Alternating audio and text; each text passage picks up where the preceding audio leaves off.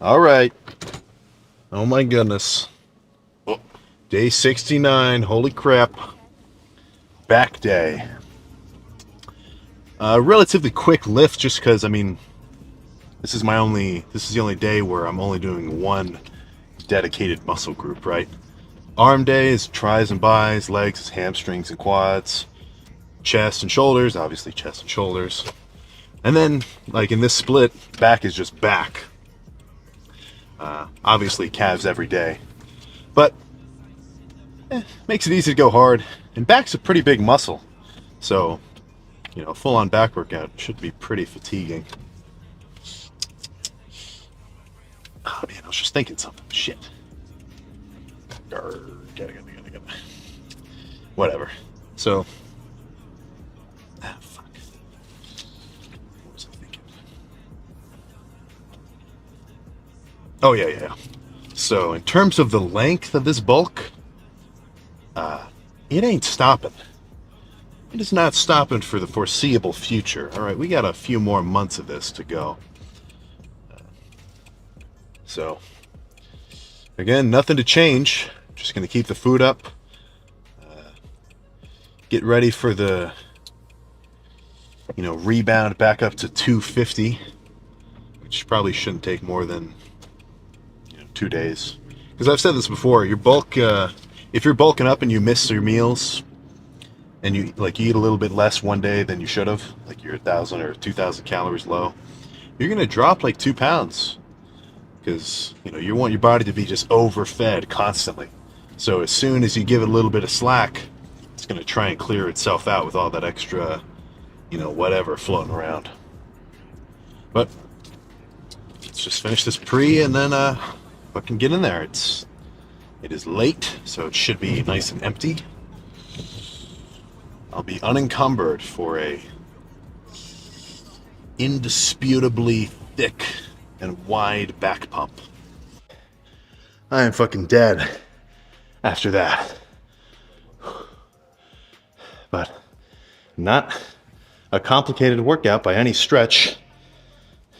Just bent over rows, moved on to pull downs, moved on to a few different cable rows, and then pull downs again.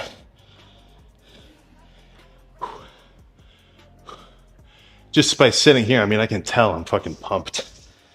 Just trying not to rip my shirt when I take it off. Ooh, ah.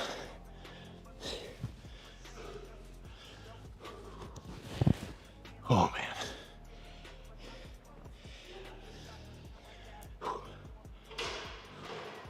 I cut this stringer a little thin. Like all these tanks that I'm wearing, they're all just t-shirts that I fucking cut up.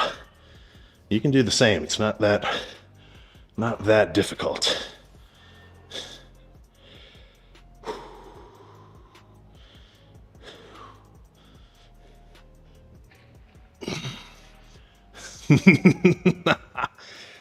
That's pretty wide.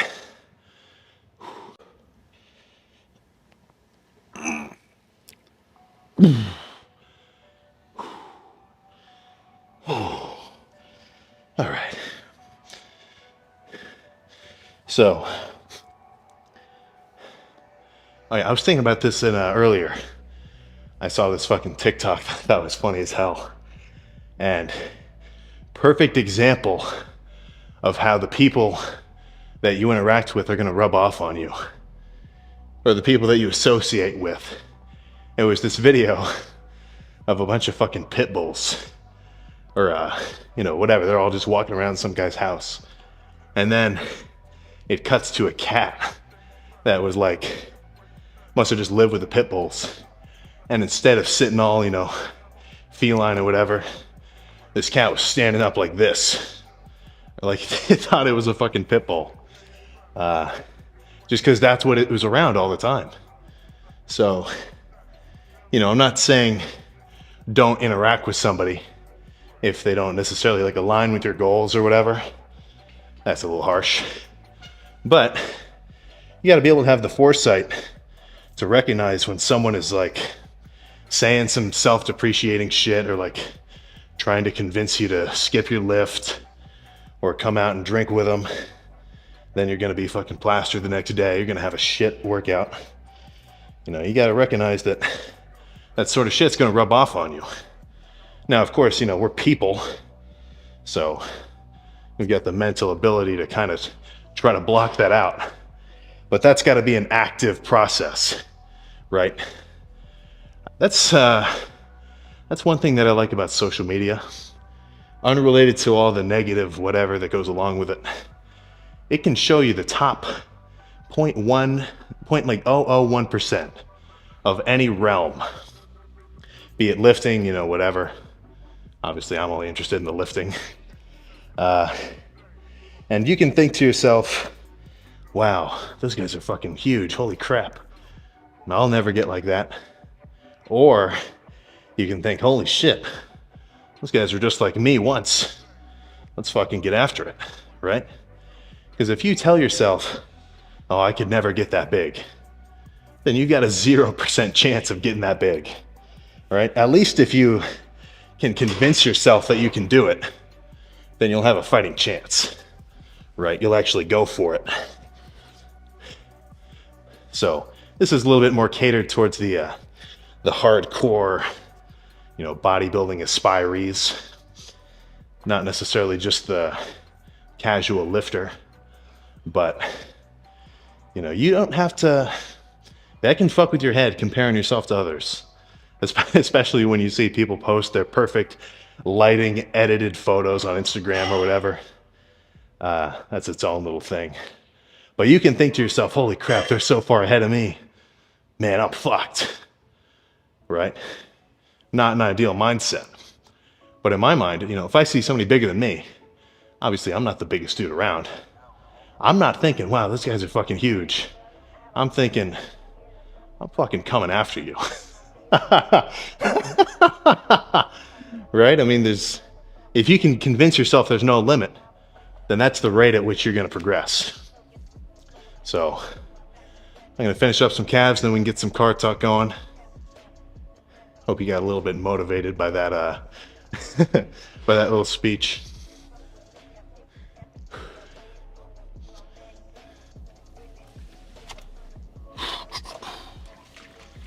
Oh, okay, back just got thrashed. Very happy about that. So, got the post-workout shake. Let's just slam it before we get out of here.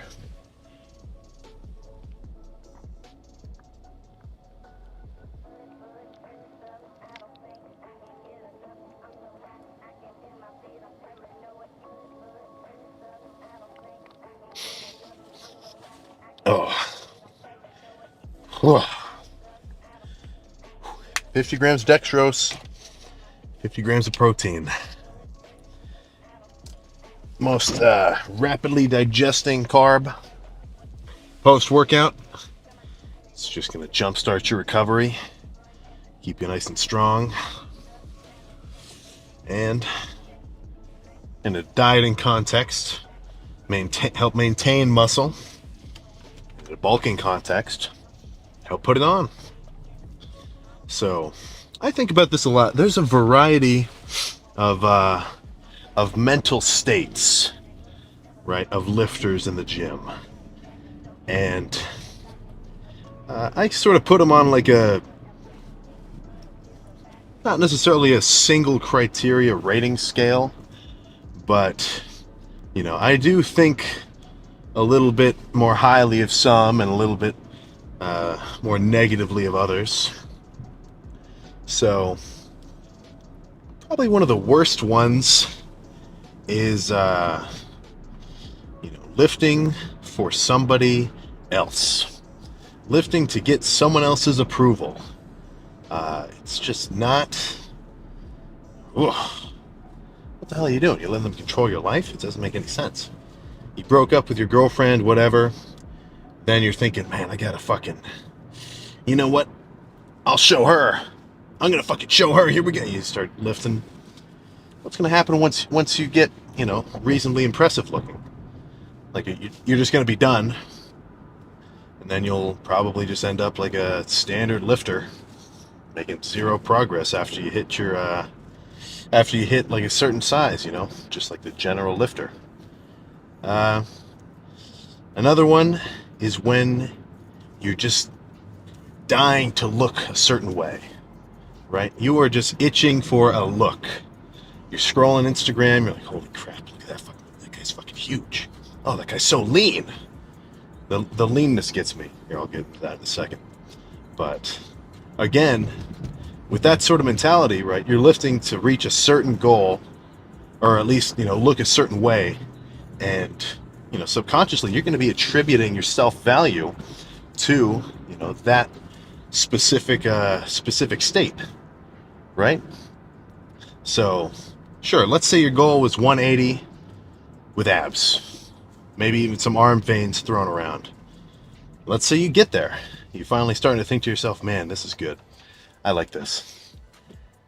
2 months later, you fucking... what would happen to you? Let's say you... you get some kind of badass sickness. You are sick. Weeks. Some kind of whatever. You lose a ton of muscle. You drop down like 30 pounds. You can't go to the gym. You can't eat. Then you're going to be thinking to yourself, oh my God, fuck, look how I look now. Oh, this sucks. Oh, it's just not ideal either, right? And there's a variety of other reasons, If somebody's just in the gym super pissed off every lift all the time, using it as like a coping mechanism. I mean, those kind of posts really annoy me too. Like, I see a ton where it's some schmo lifter and the AI generated voiceover is like, this is Tim. No. This is John. John goes to the gym every day to destroy his body because he hates how he looks. Just, corny, lame, and for the most part, you're probably not even thinking like that, right? The enlightened lifter is aware that he's going to look a certain way during different transitional periods of his progress journey, right? Like the enlightened lifter isn't going to be upset when he loses his abs because he's doing a bulk, because he knows that he's going to build muscle underneath of that, which he'll be able to reveal later on. And then once he starts dieting down, he knows that staying under that calorie limit is what's going to let him lose weight. And even though he's going to lose strength and his lifts aren't going to be as impressive, he knows that losing that body fat is just going to make him look more diced. So, the general idea I'm kind of getting at is the more you deviate from just lifting because you want to get bigger, right? The more you deviate just from that specific goal, it can get a little bit funky with your mentality. Not to say it doesn't work. I'll see all sorts of big dudes post some shit like that, saying, I got bullied in school, so now I want to get whatever. For me, I was always like athletic. But when I started, I was like 160. And then, for whatever reason, I got the seed planted in my mind. I want to get fucking big. And I know that being big comes with all sorts of just general benefits. Who doesn't want to fucking walk around like the big dog? Sweet. Tomorrow is going to be arm day. Should be a skin-splitting pump. I got to go to bed, take my vitamins first, get a little bit more food in. Then I will see you next time. That's it.